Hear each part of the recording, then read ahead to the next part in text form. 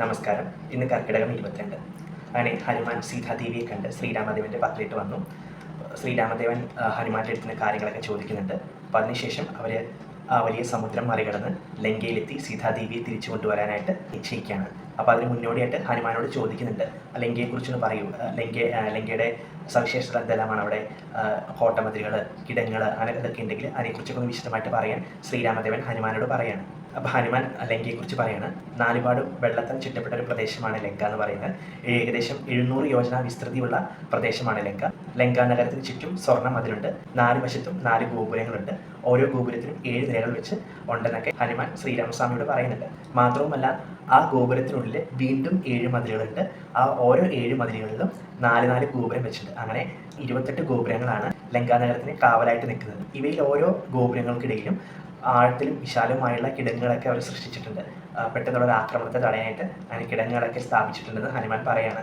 കിഴക്ക് വശത്തുള്ള ഗോപുരത്തിൽ 10,000-ഓളം രാക്ഷസന്മാർ നിലകൊള്ളുന്നുണ്ട്. ദക്ഷിണ ഗോപുരത്തിൽ 100,000-ഓളം രാക്ഷസന്മാരും, പശ്ചിമ ഗോപുരത്തിൽ 100,000 രാക്ഷസന്മാരും, ഉത്തര ഗോപുരത്തിൽ 1 കോടി രാക്ഷസന്മാരൊക്കെ നിലകൊള്ളുന്നുണ്ടെന്ന് ഹനുമാൻ പറയാണ്. മാത്രവുമല്ല, ഓരോ ഗോപുരത്തിനും കാവൽക്കാരെയും രാവണൻ നിശ്ചയിച്ചിട്ടുണ്ട്. തെക്കേ ഗോപുരം കാക്കാൻ ഏകദേശം 1,00,000 കാവൽക്കാരുണ്ട്. പടിഞ്ഞാറൻ ഗോപുരം കാക്കാനായിട്ട് 1000-ഓളം രാക്ഷസന്മാരെ വിന്യസിച്ചിട്ടുണ്ട്. വടക്ക് ദിക്കിലായിട്ടാണെങ്കിൽ 1,00,000 നിശാചരന്മാരെയൊക്കെ കാവലിനായിട്ട് രാവണൻ നിശ്ചയിച്ചിട്ടുണ്ട് എന്നൊക്കെ പറയണം. അതുപോലെ തന്നെ രാവണന്റെ കൊട്ടാരത്തിനും പ്രധാന രമ്യഹർമ്മങ്ങളിലും എല്ലാത്തിലും ഇഷ്ടംപോലെ നിശാചരന്മാരെ കാവലിൽ നിൽക്കുന്നുണ്ടെന്നൊക്കെ ഹനുമാൻ വിശദമായിട്ട് തന്നെ ലങ്കയെക്കുറിച്ച് ശ്രീരാമദേവനും മറ്റു വാനരപ്പടയോടും വിശദീകരിച്ച് കൊടുക്കുന്നുണ്ട്.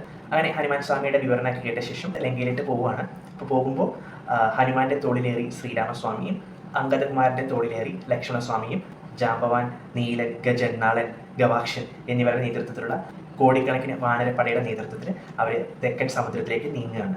അങ്ങനെ അവർ തെക്കൻ സമുദ്രത്തിൻ്റെ വടക്കേ തീരത്തെത്തി. സന്ധ്യയോടടുത്താണ് അവരവിടെ എത്തിയത്.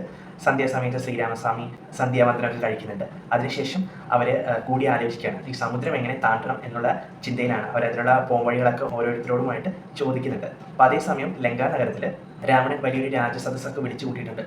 പ്രധാന ഉദ്ദേശം എന്താണെന്ന് വെച്ചാൽ, ഹനുമാൻ വന്ന് ലങ്കാ നഗരം ചുട്ടരിച്ചു, സ്വന്തം മകൻ അക്ഷകുമാരനെയൊക്കെ വധിച്ചതൊക്കെ രാവണനെ ചൊടിപ്പിച്ചു.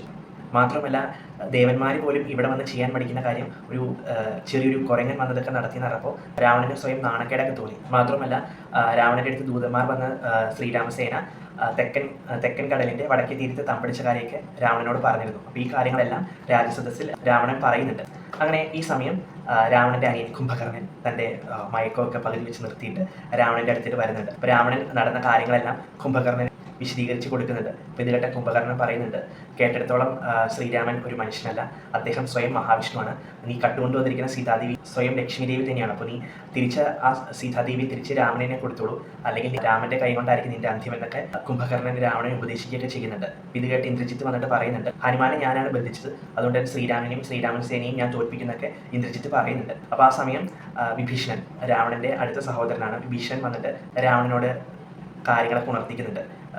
അദ്ദേഹം സ്വയം മഹാവിഷ്ണുവാണ്, അദ്ദേഹമാണ് നിന്നെ തോൽപ്പിച്ച ഭാര്യയെ വരെ വധിച്ചിരിക്കുന്നത്, നിനക്ക് എടുത്തുയർത്താൻ പറ്റാത്ത ത്രയംബകം വില്ലെടുത്ത് സീതാദേവി സ്വന്തമാക്കിയവനാണ് ശ്രീരാമദേവൻ സ്വയം മഹാവിഷ്ണുവാണ്, അദ്ദേഹം ലങ്കയിലെത്തി നിന്നെ വധിച്ചിരിക്കും. അപ്പോൾ അതിന് മുന്നേ തന്നെ നീ സീതാദേവിയെ, അതായത് മഹാലക്ഷ്മിനെ, ശ്രീരാമദേവനെ, മഹാവിഷ്ണുവിനെ തിരിച്ചു കൊടുത്തോളൂ, അല്ലെങ്കിൽ അദ്ദേഹത്തിൻ്റെ കൈകൊണ്ടായിരിക്കും നിന്റെ അന്ത്യം എന്നൊക്കെ വിഭീഷണനും രാവണനോട് പറയുന്നുണ്ട്. ഇതെല്ലാം കേട്ട് രാവണൻ കോപിച്ച് വിഭീഷണനോട് പറയുന്നുണ്ട്, കുടുംബത്തിലുള്ള ആളുകൾ തന്നെയാണ് നമ്മുടെ ശത്രുക്കൾ, നമ്മളെ പിന്തുണയ്ക്കുന്നതിന് പകരം നമ്മുടെ ശത്രുക്കളായിരിക്കും പിന്തുണയ്ക്കാനൊക്കെ രാവണൻ വിഭീഷണനോട് പറയുന്നുണ്ട്. അപ്പോൾ വിഭീഷണൻ പറയുന്നുണ്ട്, ഞാൻ സത്യത്തിൻ്റെയും ധർമ്മത്തിൻ്റെയും കൂടെ മാത്രമേ നിൽക്കുന്നുള്ളൂ. അപ്പോൾ ഇത് കേട്ട് രാവണൻ പറയുന്നുണ്ട്, ഒന്നെങ്കിൽ നിന്നെ ഞാൻ വധിക്കും, അല്ലെങ്കിൽ നീ ഇവിടെ നിന്ന് പുറത്തു പോക്കോളൂ എന്നൊക്കെ പറയുന്നുണ്ട്. അപ്പോൾ വിഭീഷണൻ പറയാണ്, നിന്റെ കൈകൊണ്ട് മരിക്കുന്നതിലും ഭേദമാണ് ശ്രീരാമദേവൻ്റെ തൃക്കാലക്ക് വീണ് ഞാൻ അഭയം പ്രാപിക്കുന്നതെന്നൊക്കെ പറഞ്ഞ് വിഭീഷണൻ ശ്രീരാമദേവൻ്റെ അടുക്കിലേക്ക് പോകാനൊക്കെ രാവണനോട് പറയുന്നുണ്ട്.